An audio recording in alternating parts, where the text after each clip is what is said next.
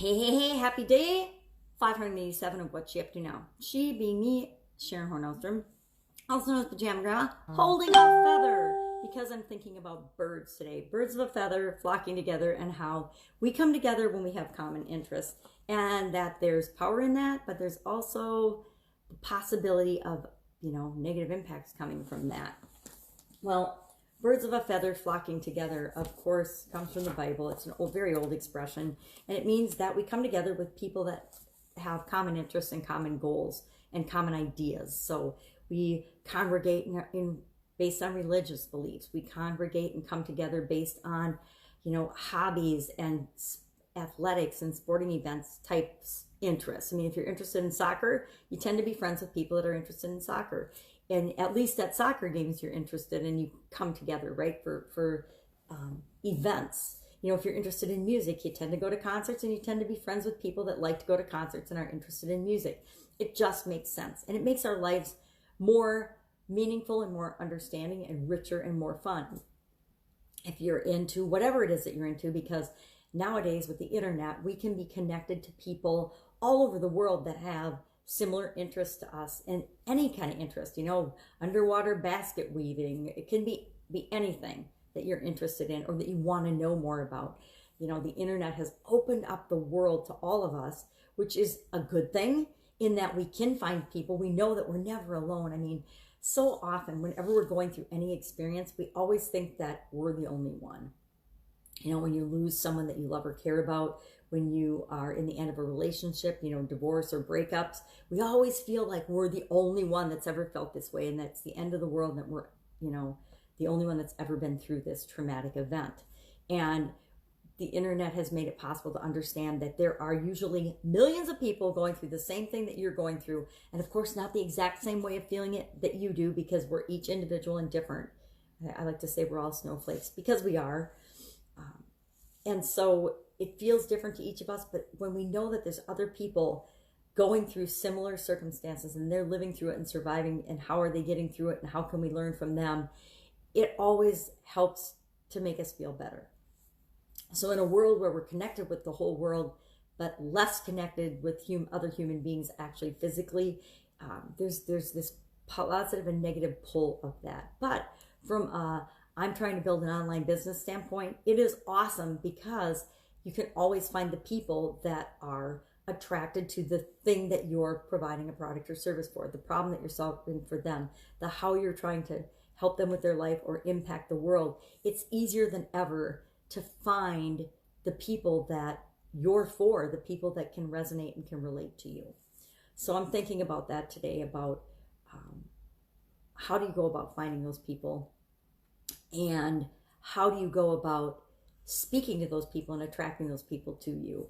Because I'm working on the One Funnel Away Challenge, of course. Today, I think it's day 17 to me. I count all the days, not just the way they do, but it's week 2, day 3.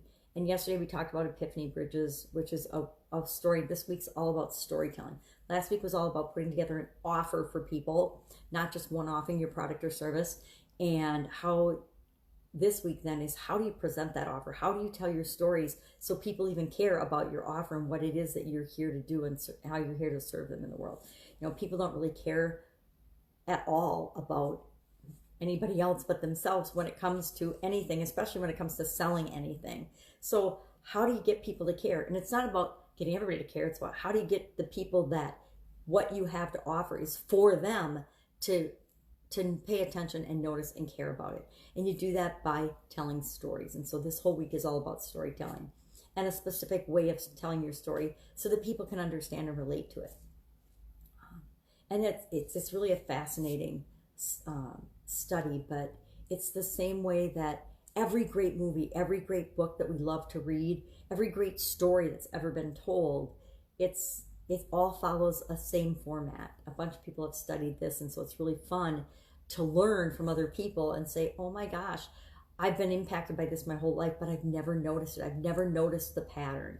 And I'm all about looking for patterns and foundations and systems and things that work and make life simpler and easier for myself and for other people. So I love finding and seeing when people have done a bunch of research and done a lot of homework and found the underlying pattern, because I don't have to go figure out the underlying pattern myself. I can just learn it and study it and say, okay, I see how this fits and what makes sense for me. I don't have to reinvent the wheel. And I spent a lot of years reinventing the wheel, and it's exhausting. So I highly recommend learning from other people, modeling other people, and not feeling the need to do everything your own way and reinvent the wheel. Because here's the rub. You're gonna learn the basic foundation of how things work, and you're always gonna tweak it and make it your own. You're always gonna add your unique perspective and your unique experiences to that thing. But if you could understand the foundation first and the system first, then you're spending like 20% of your time adding you to it, your personality, your art, your twists to it that make the foundational thing work.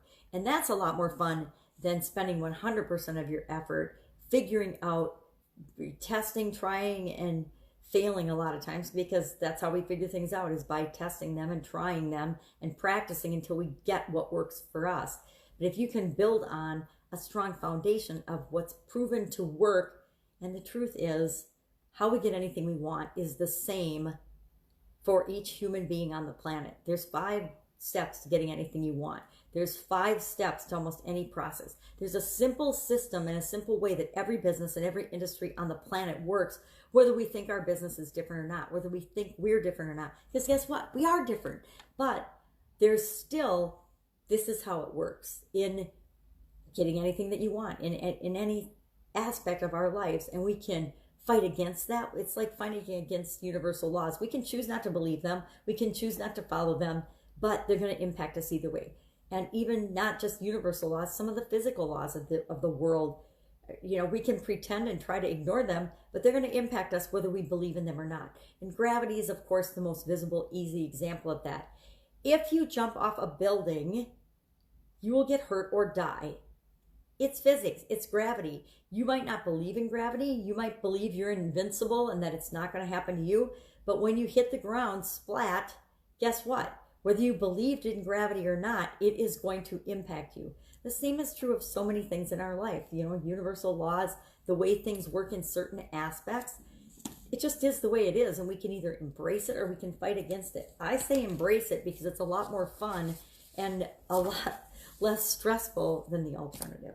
So working on the One Funnel Way challenge, of course, going to do an origin story today. I've been publishing for quite a while now. As much as I resisted publishing and I wasn't going to ever do it, here I am every day, day 587. So talking and sharing what I'm working on as I transition from the brick and mortar world, the corporate world, to the online world. And, I wouldn't still be talking 587 days later if it had been a smooth and easy transition. If I was an overnight success, like some people appear to be, which again, we all know that there's no such thing as an overnight success. You're not born and then you're successful the next day. It's ridiculous. But to compare ourselves to other people is kind of like expecting ourselves to be something that we're not, or expecting ourselves to be an overnight success. That is a total weird aside. But the fact that I'm still doing it helps indicate that I believe in the power of it. I believe that it's important. And even if it's just important for me documenting what I'm learning and how I'm growing and what I'm doing, so that I can go back and watch and say, oh my God, look at what I said 587 years ago, 587 days ago, what an idiot. But then I can see, okay, well, I still trip over my words. I still make mistakes, but I'm not anywhere near as bad as I was a couple of years ago. And there's power in that. There's proof that we are improving, we are growing, we are changing every day. And hopefully we're moving in the direction that we want our life to go. Now, do we go a straight line in the direction we want our life to go? Not in my experience, not in very many people's experience that I know. Life is a roller coaster ride. It's ups and downs. And if we didn't have the downs, we wouldn't appreciate the ups so much. So embrace the entire journey. Embrace all the experiences you have, because they're all here to show you something. They're all here to show me something. Every stupid thing I do, is here to show me as much or more as every smart thing that I do, right? And I'm one of those people, I learn way more from my mistakes and the things that I don't do right than I ever learned from the things I do right the first time. If you go to make something that you've never made before, let's just use a cooking example, because I've got a lot of cooking and a lot of food experience in my life. say you go to make something you've never made before. If it works out the first time, you're excited and that's awesome, but you don't learn as much as if you make something and it isn't perfect the first time. And sometimes you'll make something that's perfect and you'll never make it again because you already reached the top of that mountain. You already met that challenge. And so you're like, yeah, that was good, but it wasn't the best thing I've ever tasted. So I'm going to try something else. But if you make something and it isn't quite perfect, you keep trying. I remember my son and I were trying to make perfect creme brulee. We were trying to find the perfect creme brulee recipe. And I think we spent about 2 years trying and making different creme brulee recipes because we wanted to find the best, the perfect, the easiest one for us to make. And we finally found it, but it took us like 2 years. Now, if we had made the first creme brulee and it was the best creme brulee we'd ever tasted in the whole wide world, we probably would have made that creme brulee and then we would have gotten bored and we would have said, okay, well, let's make the best, I don't know, something else. Probably something with caramel because caramel is the best in the whole wide world, but we would have probably moved on and made something else. I remember watching my son learn how to make champagne chicken, and he made champagne chicken and would actually deliver it to my brother-in-law, one of his uncles.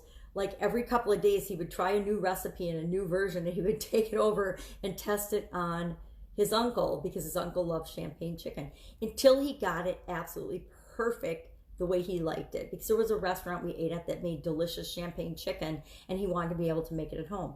Well, he did it, and when he got it perfected, I don't think he's made champagne chicken in 5 years now because he did it until he got it perfected and then he moved on to something else. Because we always want to be continuously improving and growing and developing and getting better at things.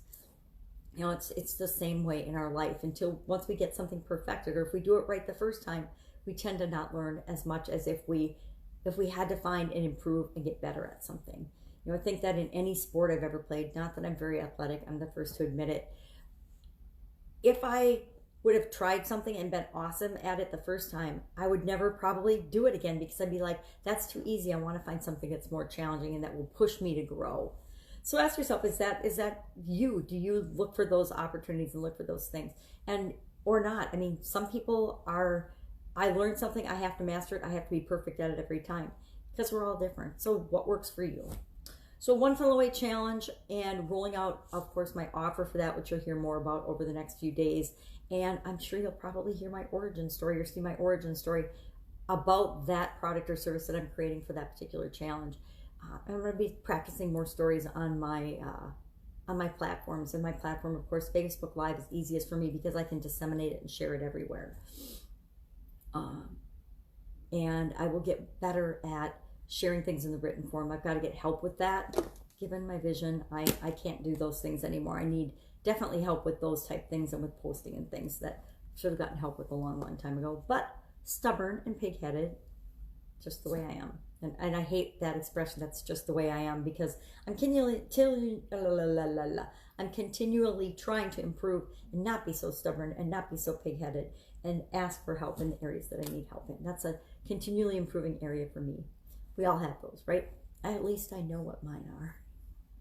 So if I can help you in any way, go ahead and hit me up in the comments below. Otherwise, I will, of course, be with you tomorrow and sharing what I'm working on, what I'm up to now. Take care. Have an amazing day. I will be with you tomorrow. Bye.